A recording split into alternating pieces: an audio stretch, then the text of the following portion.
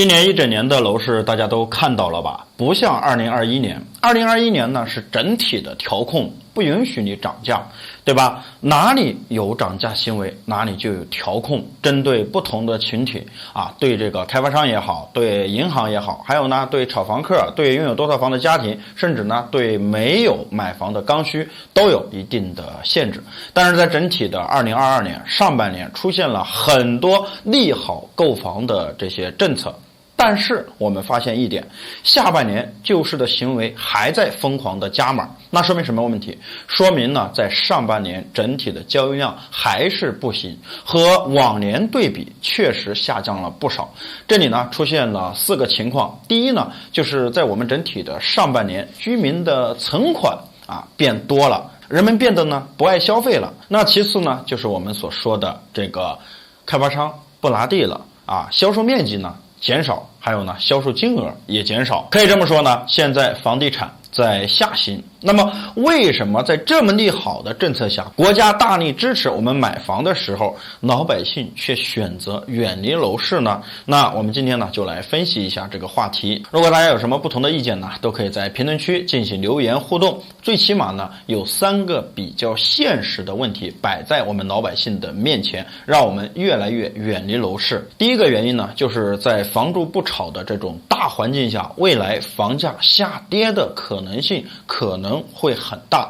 在过去20年呢，我们很多人从来没想过房价会下跌。为什么？因为过去20年我国的经济是高速发展的，我国的城市化率是大量推进的，我国的人口是从农村向城市转移的。所以呢，这些转移就带来一个共同的特点，那就是需求量特别大，老百姓对于房子是有相当大的市场的。但是呢，这些市场随着2021年的这个调控戛然而止。那在21年呢，我们的房价开始稳了，随后出现了慢慢下跌的状况。还记得我之前跟大家讲过吗？未来房产市场呢会发生2个变化。第一个变化呢，就是房价2极分化。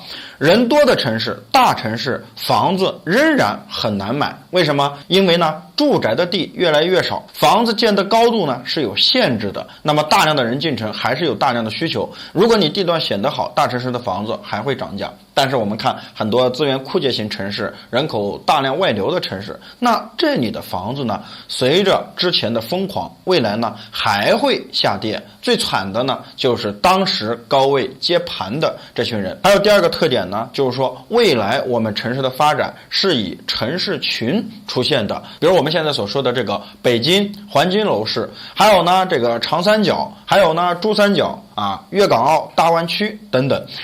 人们愿意去这些地方发展，就是因为就业机会多，工资高，所以呢在这里发展以后就需要买房子。那这个城市圈它的房价呢可能会居高不下，但是你再往外围扩散，你会看到很多地方的房子呢就是没有市场。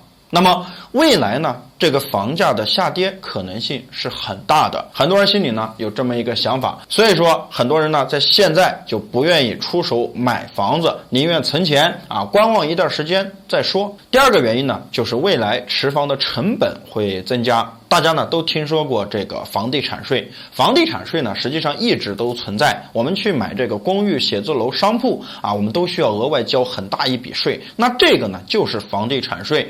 不同的是呢，这些房产呢都属于是商业性质的，它的产权呢只有50年。那么我们的住宅呢是70年。对于住宅这个房地产税呢是免征的，所以呢我们只需要交我们的契税我们的维修基金就可以了，那没有别的费用，整体呢交易量是比较大的。那么未来这个房地产税有可能会全面的在住宅当中铺开。那具体怎么铺开呢？之前我们也讲过，这个房地产税很难实行，对吧？为什么呢？因为不知道收多少，收谁的，怎么收这些呢都是难题。但是呢你不得不考虑一个问题，就是房地产税呢它有区别于别的税种就是它是一个可持续的税种。怎么理解呢？比如说我们买房子或者卖房子，这个契税只发生在交易的时候，对吧？它属于是一次性的。如果你买了这套房子以后不交易了，那么你在买的时候只需要交一遍契税就可以了。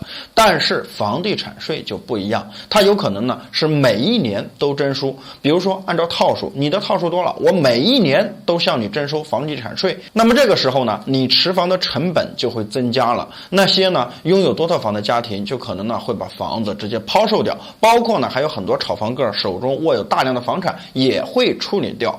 还有一些人呢想通过房产挣钱啊，还想呢投资房产了，也会呢想到一个问题，如果我买了以后现在利息这么高，我租出去了，但是我每年还要往外拿钱去交税，那就得不偿失了。所以呢鉴于这种情况，很多人也是看得明白，不愿意出手买房子。那么还有第三点呢，就是当下房子变得有价无市，楼市呢出现了买不起也卖不掉的局面。为什么买不起？虽然说房价稳定了，但是现在呢它属于一个高位稳定的状态，对吧？你去看很多大城市，包括东部沿海的这些县城，他们的这些房价呢仍然很高，对吧？平均的均价在1万多是很正常的，很多家庭仍然是拿不起首付的。但是呢我们说我们的一个工资水平收入是有限度的，它的涨幅是很慢的。你扪心自问一下，有多少人月薪能够达到1万以上的啊？不要天天听网络上的人说，网络毕竟是一个虚拟的，他怎么说都可以，